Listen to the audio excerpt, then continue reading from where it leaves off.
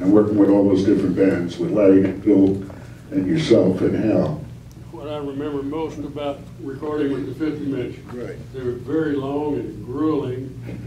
Bones, the producer, you'll remember, I could remember one, he said, take 63. And we played it all the way through each time. So one day, Hal, and we finally figured out what he loved to splice things together.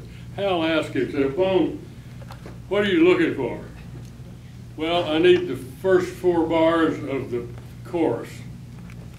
Okay, we knew what we were laying for, but we still had to play it all the way through, but we knew the spot, so we finally got it done. There's much more to them than that, but that's one thing I remember. I got to talk to them. I got to tell you that just this afternoon, I spoke with Michelle Phillips. She's the only mama, I guess you'd say, that is remains with us today.